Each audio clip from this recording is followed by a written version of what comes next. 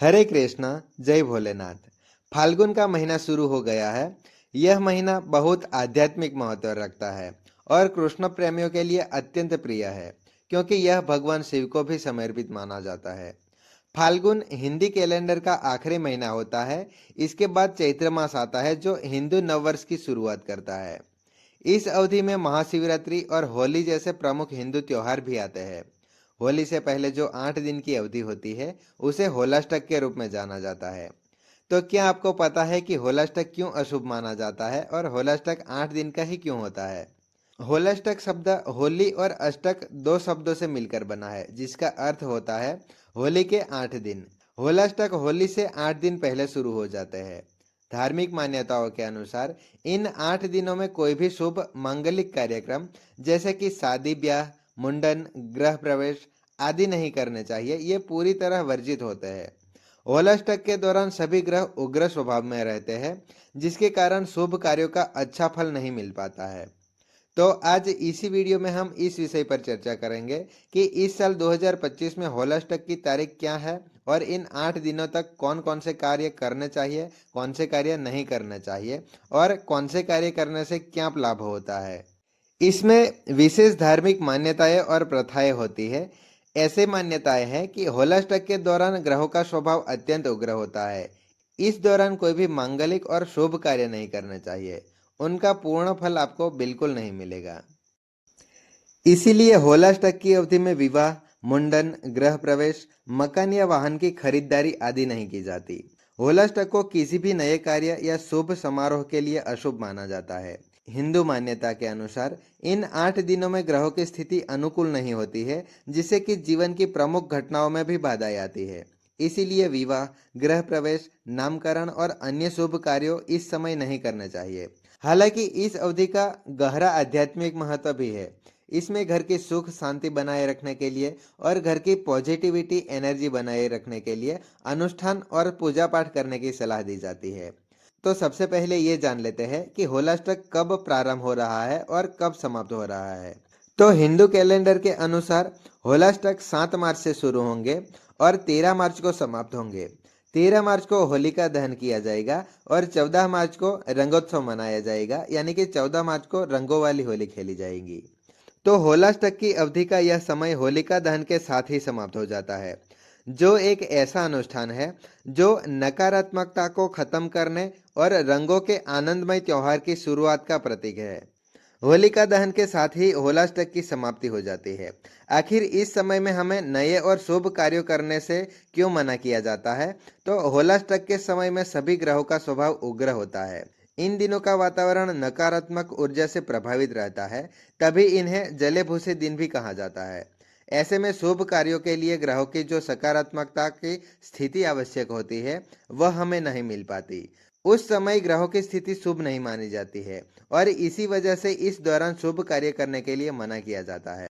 अष्टमी तिथि को चंद्रमा, नवमी को सूर्य, दसवीं को शनि, एकादशी को शुक्र, द्वादशी को गुरु, त्रयोदशी को बुध और चतुर्दशी तिथि को मंगल और पूर्णिमा को राहु बहुत उग्र अवस्था में रहते हैं। हिंदू मान्यता के अनुसार यदि कोई व्यक्ति होलाष्टक के दौरान कोई मांगलिक कार्य करता है, तो उसे कई तरह की परेशानियां आती है या फिर वह कार्य अधूरा रह जाता है। साथ ही जीवन में बीमारी, क्लेश और यहाँ तक कि अकाल मृत्यु का साया भी मंडराने लगता है। इसका अर्थ यह है कि यह समय अत्यंत अशुभ होता है। अब ये भी जान लेते हैं कि होलाष्टक के 8 दिन ही क्यों होते हैं, 7 या 9 दिन क्यों नहीं होता है। तो पौराणिक कथा के अनुसार होलिका दहन से 8 दिन पहले भगवान विष्णु के परम भक्त प्रहलाद को उसके पिता हिरण्यकश्यप ने बहुत प्रताड़ित किया था। प्रहलाद को श्री हरि की भक्ति से दूर करने के लिए हिरण्यकश्यप ने 7 दिन तक उसे अनेक प्रकार की यातनाएं दी थी। 8वें दिन हिरण्यकश्यप की बहन होलिका ने प्रहलाद को अपनी गोद में बिठाकर भस्म करने का प्रयास किया, लेकिन वह स्वयं जलकर भस्म हो गई। अब इस समय के दौरान शुभ कार्य क्यों नहीं करने चाहिए? तो कहा जाता है कि एक बार प्रेम के देवता कामदेव ने भगवान शिव की तपस्या भंग कर दी थी। इससे क्रोधित होकर भगवान शिव ने फाल्गुन मास की अष्टमी तिथि के दिन कामदेव को भस्म कर दिया था। इसके बाद कामदेव की पत्नी रति ने शिव की आराधना की और कामदेव को पुनः जीवित देने की प्रार्थना की। तब भगवान शिव ने रति की प्रार्थना स्वीकार कर ली और तब से होलिका दहन के दिन ही होलाष्टक समाप्त हो जाता है। यही कारण है कि होलाष्टक के 8 दिन शुभ कार्यों के लिए वर्जित माने जाते हैं। इन दिनों को जले भूसे दिन भी कहा जाता है और इस समय में किसी भी शुभ कार्य को नहीं करना चाहिए। अब कौन कौन से कार्य नहीं करने चाहिए, तो होलाष्टक के दौरान गृह प्रवेश, विवाह, मुंडन, नामकरण, सगाई और 16 संस्कारों में से कोई भी संस्कार या कोई भी शुभ कार्य नहीं करना चाहिए। होलाष्टक के 8 दिनों में बड़ा कार्य सिद्ध करने वाला हवन भी नहीं करना चाहिए, जैसे कि अष्टम यज्ञ या मूर्ति स्थापना हवन आदि। होलाष्टक में बहू और बेटी को घर से विदा नहीं करना चाहिए। विदाई होलाष्टक के बाद ही करनी चाहिए। होलाष्टक की अवधि में घर, गहने और वाहन की खरीदारी नहीं करनी चाहिए। होली से पहले 8 दिनों में शादी पक्की नहीं करनी चाहिए। इस समय नए मकान, प्लॉट या दूसरी प्रॉपर्टी की खरीदारी से भी बचने की सलाह दी जाती है। होलाष्टक के समय कुछ भी खरीदना या बेचना शुभ नहीं माना जाता। होलाष्टक के दौरान नए घर के निर्माण का कार्य भी शुरू नहीं करना चाहिए। इसके अलावा इस समय नौकरी की बदली नहीं करनी चाहिए और नई नौकरी ज्वाइन भी नहीं करनी चाहिए। यह भी कहा जाता है कि होलाष्टक के दौरान कोई भी नया बिजनेस की शुरुआत भी नहीं करनी चाहिए। बड़ी इन्वेस्टमेंट करने से भी बचना चाहिए। नए बिजनेस की शुरुआत के लिए यह समय अच्छा नहीं माना जाता। होलाष्टक में सोने या चांदी के आभूषण खरीदने से भी बचना चाहिए। आप होलाष्टक से पहले या इसके बाद में खरीद सकते हैं। हमने ये तो जान लिया कि होलाष्टक के दौरान कौन कौन से कार्य नहीं करने चाहिए। अब चर्चा करते हैं कि होलाष्टक के दौरान किन कार्यों को करना शुभ माना जाता है। तो हनुमान चालीसा का पाठ करें। पवित्र श्लोकों का पाठ करने से घर में शांति, सुरक्षा और सकारात्मक ऊर्जा बनी रहती है। जरूरतमंदों को दान करें। भोजन, कपड़े और पैसे का दान बहुत पुण्य का कार्य माना जाता है। इससे समृद्धि बढ़ती है और ईश्वर का आशीर्वाद प्राप्त होता है। पितृ तर्पण करें। इस दौरान पूर्वजों को श्रद्धांजलि देने से पितरों का आशीर्वाद मिलता है और घर में सकारात्मकता बनी रहती है।